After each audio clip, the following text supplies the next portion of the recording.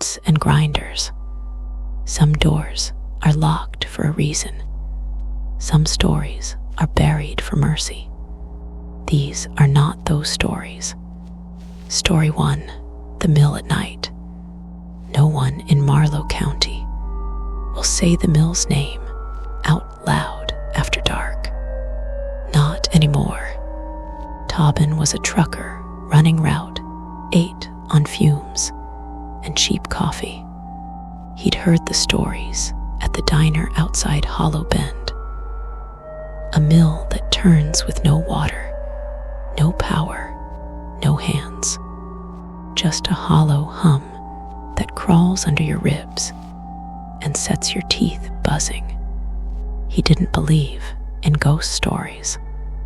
He believed in diesel and deadlines. Then his rig died in the valley. Full tank, clean lines. But the engine cut like someone had pulled a plug from the world. The night went silent except for that hum.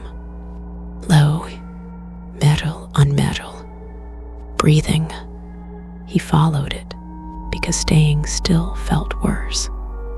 The road dropped to gravel, then to mud, then to nothing but 2 ruts leading to a building that shouldn't have been standing. The mill, wheel turning slow in dead air. No creak, no wind, just the sound of something enormous chewing, patient and endless. On the loading dock, 3 velvet sacks. The cloth fell apart in his hands. Gold poured out, warm as skin, and every coin had a face. Not stamped, screaming. Tobin didn't run. Broke men rarely do. He took 1 sack. The hum got quieter, grateful maybe. His truck started on the first turn. He made his delivery, paid his mortgage, slept through the night for the first time in years. But his daughter said he was heavier when he hugged her, like he was carrying someone else home with him. Story 2, Velvet Sacks. Jessa found the sacks at dawn. She hadn't meant to come to the mill. She'd been looking for her brother's dog. The dog had chased a deer into the valley 3 nights ago and never came back. The sacks were on the dock, tied with cord that crumbled to dust. The gold inside was wrong, too bright, like it was lit from the inside. The gems had inclusions shaped like mouths, open and endless. When she tilted one, she swore it exhaled. She heard her brother's name, not called, whispered from the coin in her palm. She took the sacks anyway. Her father's farm was 2 missed payments from auction. Her mother's cough had gone wet and red. You don't argue with miracles when you're drowning. That night, she lined the coins on the kitchen table. 17, each one a different year, a different king, all worn thin in the same place, over the mouth. The whispering stopped when she covered them with a dish towel. Her mother's cough eased by morning. Her father slept without the pain shakes. Jessa couldn't get out of bed. Her legs worked, but the air felt thick, like she was wading through syrup that only she could feel. On the bottom of 1 sack, inked into the rotten velvet, was a symbol, a circle with 7 lines. She'd seen it before, carved into the barricade on the east road, the one with the roosters, the one with the sign, road closety ahead, do not proceed. Story 3, wait isn't always on a scale. Jessa's doctor called it stress somatization. Her father called it laziness. But she knew the difference between tired and occupied. She could still lift a bale. She could still run. But every step felt like she was dragging a second body behind her. One made of cold water and apologies. She stopped dreaming. Instead, she'd close her eyes and be somewhere dark that smelled like pennies. She'd feel things moving around her, careful cataloging. Once, she felt something like teeth press against the memory of her brother's funeral.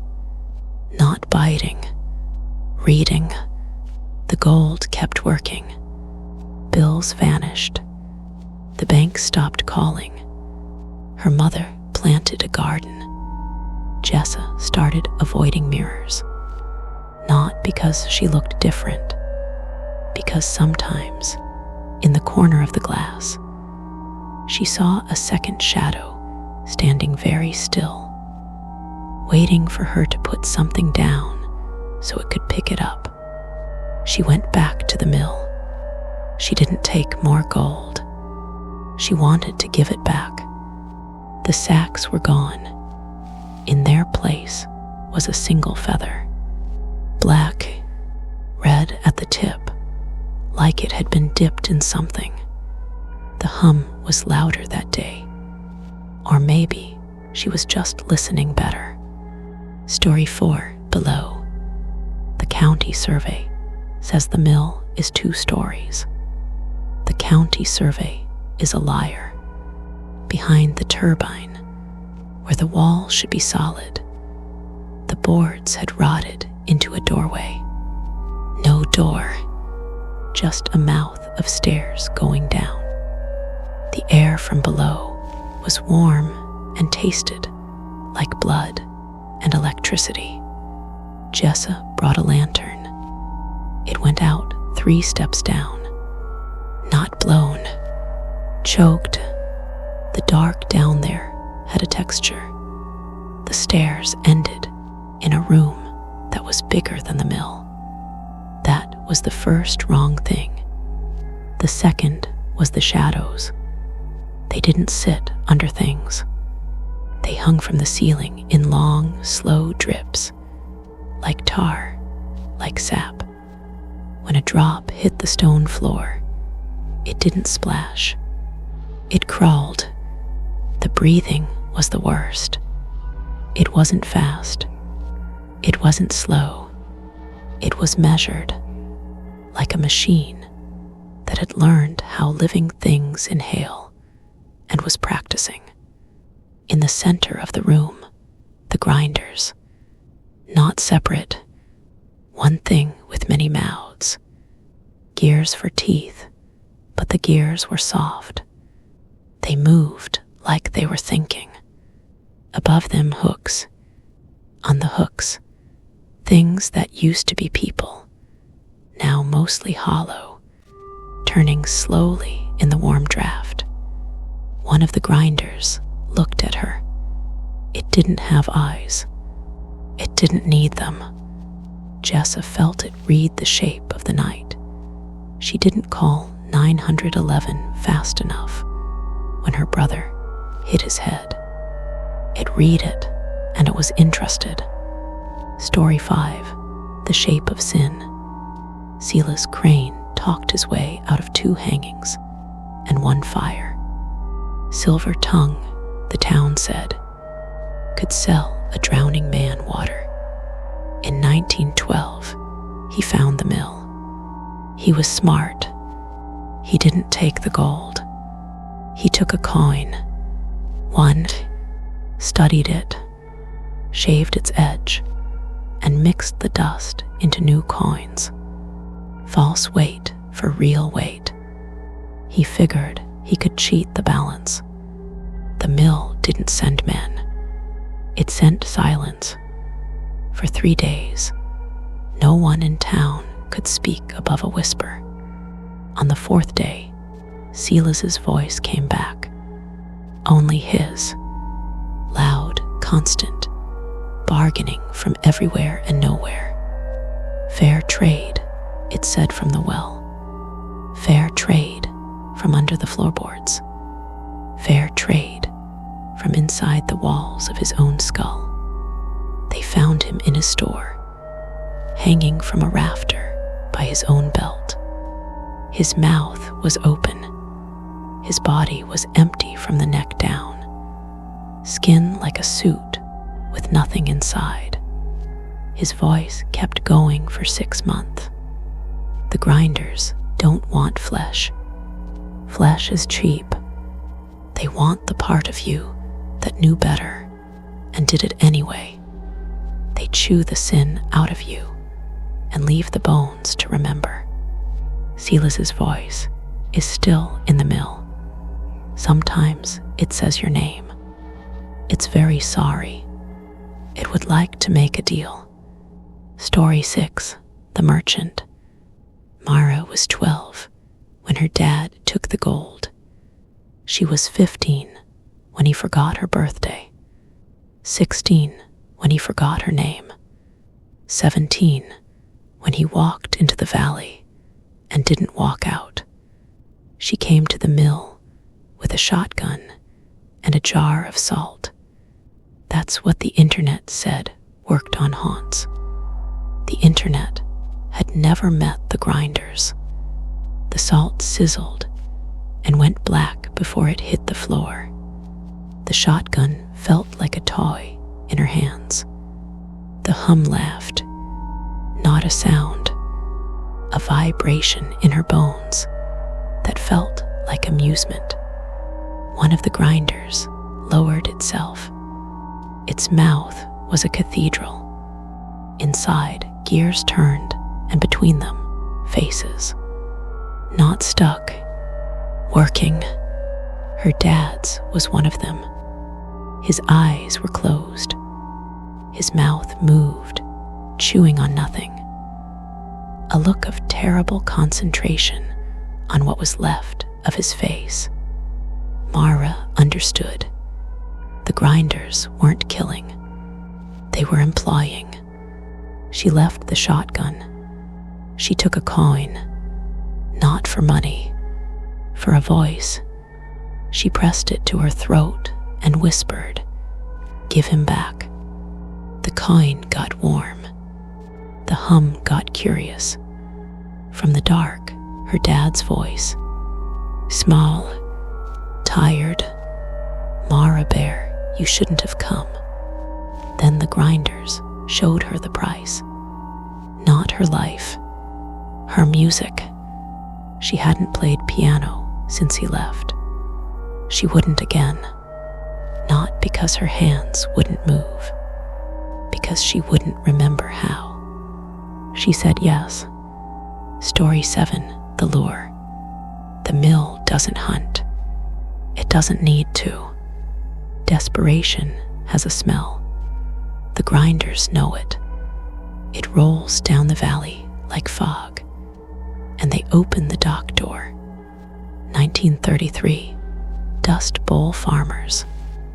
1974, laid off steel men. 2008, houses worth half their loans. Last winter, a nurse with a kid and a diagnosis. The mill gives. Always. The sacks are always there. The gold is always real. The coins always whisper your worst secret. Because how else would you know they're yours? Jessa started walking the road after she lost her voice. She couldn't speak, but she could write. She dragged logs. She hung chain. She painted signs. Road closety ahead. Do not proceed. They tore the barricade down. They always do. Hope is a crowbar. She started leaving notes in the sacks. It costs more. You won't die. You'll wish you had. They spent the notes. Paper burns. Gold doesn't. One man, Thomas, stopped at her sign. Read it. Looked at her. She pointed at her throat, shook her head. He nodded, serious. Then he stepped around her. She watched him take 4 sacks. The grinders would be fed. The wheel would turn. She went back to painting signs. Story 8, into grains. Thomas was a good man. Coached Little League. Paid his taxes. He took the gold because his wife had cancer. And the trial was $200,000. Day 1, he felt strong. Day 3, he couldn't carry his son to bed. Day 6, he looked at his wife and couldn't remember the word wife. Just woman and afraid. Day 9, he was empty shoes by the stairwell, laces still tied. Jessa found him, or what was left. The grinders don't grind bone. They grind you. They take your courage and mill it to flour. They take your memory and sift it. They take your love and render it down to oil for the gears. What comes out the other side is grain, not for bread, for weight. The wheel needs it. Every mill needs something to move it. This one runs on the parts of people they thought they could spare. Thomas's grain was bright. He'd had a lot of love. The wheel turned faster that month. The hum went up a note, almost musical. Jessa swept the empty boots into the corner. There were a lot of boots down there. All shapes, all sizes. The grinders were not picky. Story 9, the silent bind. Jessa went down one last time. She had no voice to lose, no music to trade. She had to know what she was. The grinders showed her. The smoke parted. She saw every person. The farmers, the steel men, Silas, her father, Thomas, herself. She saw the pieces they'd given. A mother's patience, a boy's ability to lie, a soldier's sleep, a thief's remorse. The grinders held it all, grinding, mixing, balancing. The mill wasn't evil. Evil is a choice. The mill was a law. Physics. For every impossible gift, an equal weight must be moved. The grinders were the scale. She saw the bind. You take the loot, you make the pact. Not with words, with need. The grinders don't take a share of the gold. They take a share of you, and they never give receipts. What's left behind isn't a body. It's a person-shaped hole where a piece used to be. You learn to walk around it. Jessa reached out. The nearest grinder opened. Inside, her voice was there, turning with 1,000 others, keeping the wheel even. She didn't try to take it back. You don't ungrind flour. Story 10, what's left behind. The mill still turns. Jessa is part of the hum now. Not dead, not alive, employed. When new boots come down the stairs, she's the whisper in the coin. Turn back. Most don't. Desperation is louder than ghosts. She watches them take the sacks. She watches the grinders learn them. She watches the wheel take what it's owed. Sometimes, on nights when the wind is right, A trucker on Route 8 will hear a second sound under the hum. A wordless melody, sad and slow. That's her. That's all of them. The choir of what's left behind. The barricade on the East Road is still there. Someone always rebuilds it. Roosters and all. The sign still says, "Road closed ahead. Do not proceed." 17 roosters, watching the fog, counting, because the mill is always hiring. So take the coin if you must dare. Bury your debt. Feed your kid. Save your house. The gold is real. The gold is yours. But know the silent bind. The grinders do not take their share. They take what's left behind.